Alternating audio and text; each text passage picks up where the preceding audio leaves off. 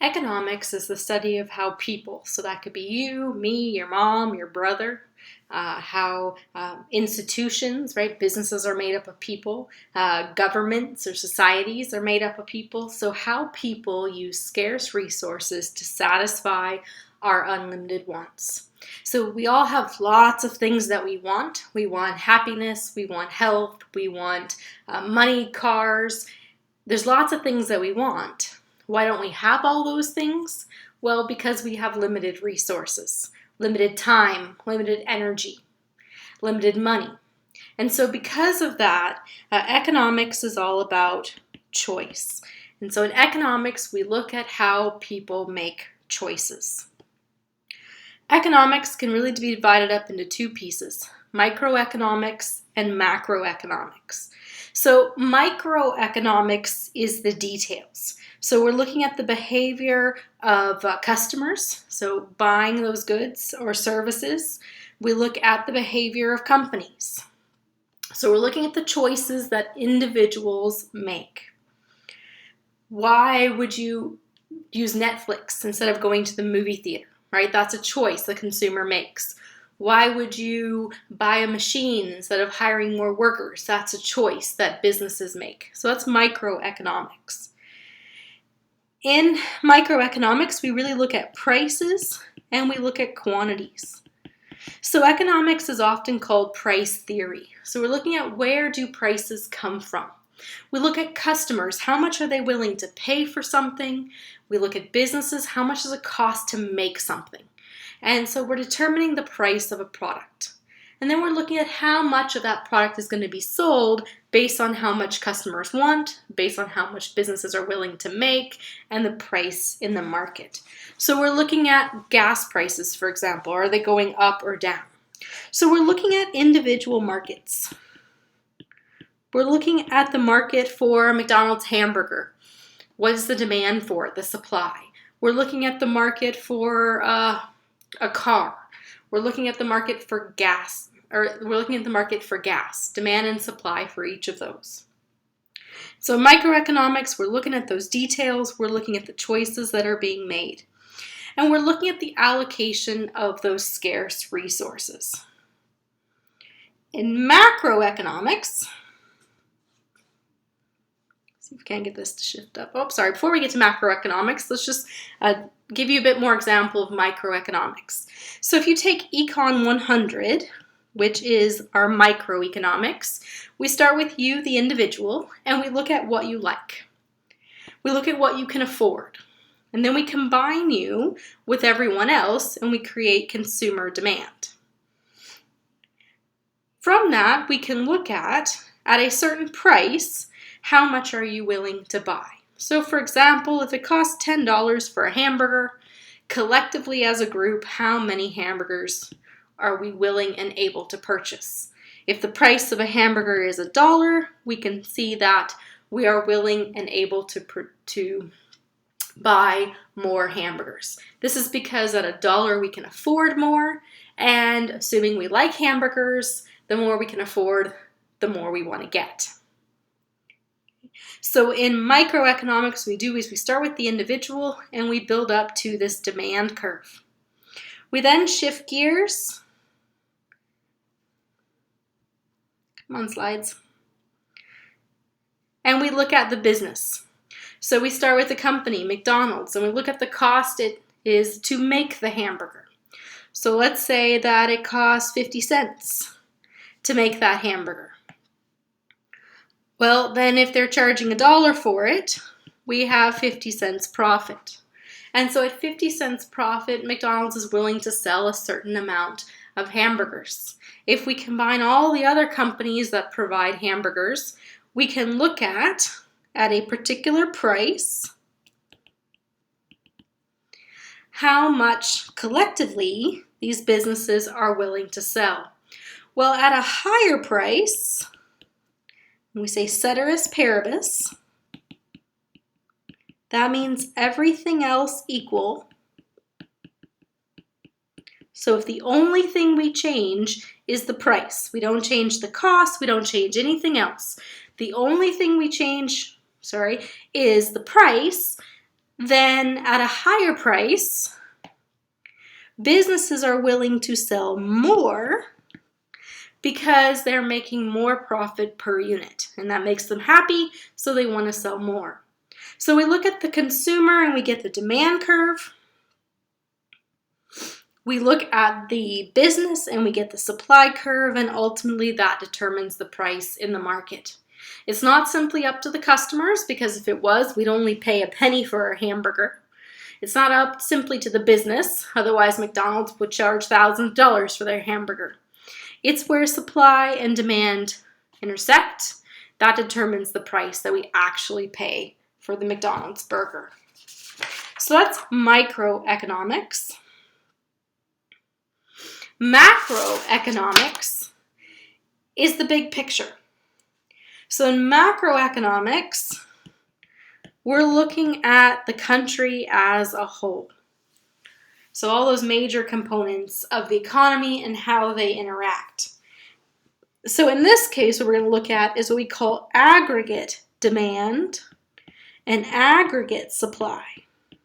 So not the demand for a single product, but the demand for all of the products within the country.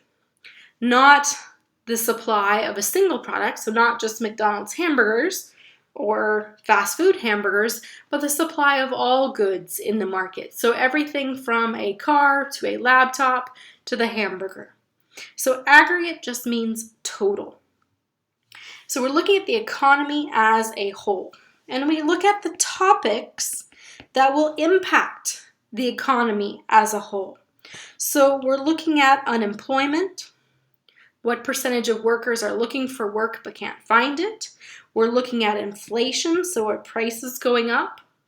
We're looking at whether the economy is growing or shrinking. These topics impact multiple markets. So for example, we have the labor market. That is people looking for work.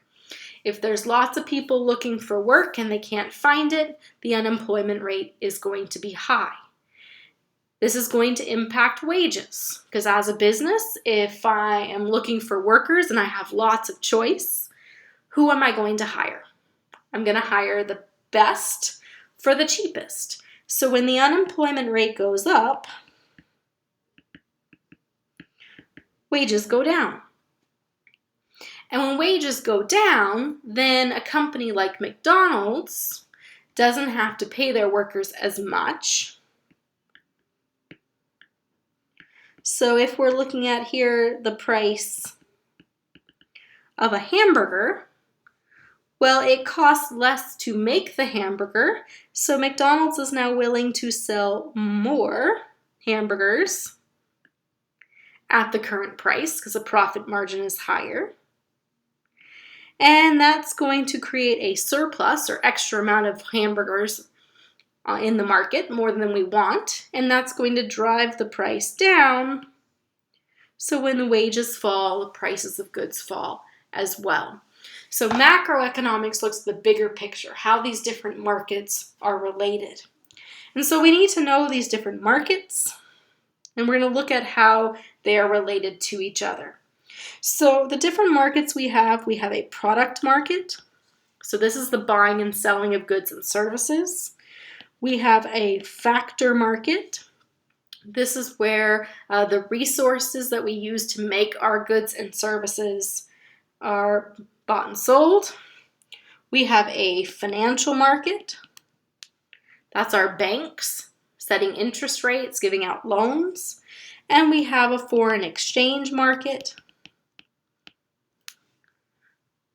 where we have currency being bought and sold and impacting trade. So we can see how all this is related. We'll start with our households here. And here we have our companies.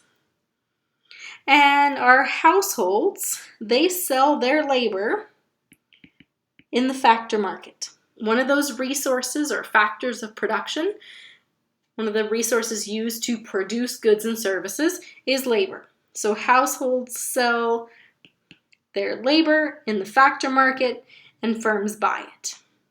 Okay? Firms or businesses use that labor to make goods and services, which they sell in the product market.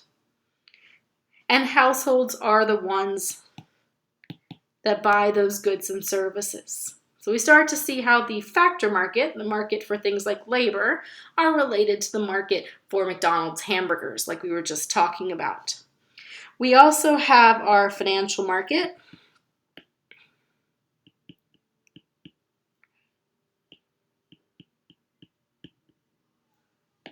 See if we can't get this to work here. We have our financial market. Okay. So businesses can borrow money from banks to expand and produce more goods and services that go into the product market. Households put money into their savings account, also go into the financial market. We have to pay taxes, so we have the government involved.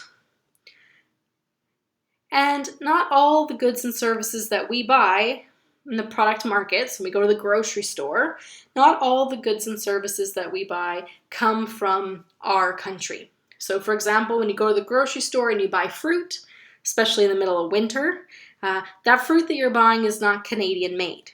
So it's coming from the rest of the world. So we have the rest of the world here, and it plays a role in our economy. And so in macroeconomics, we're going to look at the foreign exchange market. So we'll look at our exchange rates and how that impacts our economy. We'll look at trade with the rest of the world. We'll look at the role of the government and banks, and we'll look at how what is happening in the market for our resources, our factors of production, impact the market for goods and services.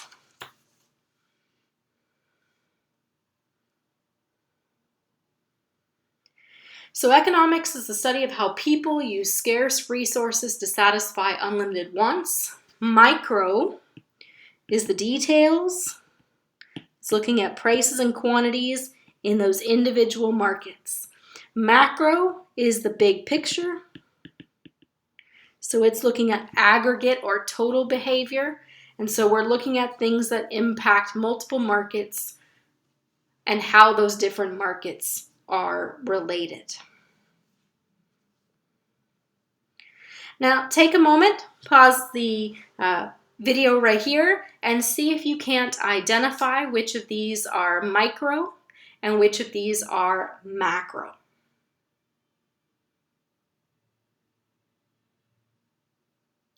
All right, so you had a chance to see if you can identify which ones of these are micro and macro, so let's go through them. We have the first one says that when the price of gold rises, the price of silver also rises, other things being equal. So that's that ceteris paribus. Nothing else is changing. The price of silver goes up when the price of gold goes up. So here we're looking at what is impacting the price of silver. And so this is micro. We're looking at how the price of a particular product is determined. The next one looks at the study of the relationship between the number of workers and the production by a firm. So we're looking at quantity. How much can this company produce based on how many workers it has? This is micro.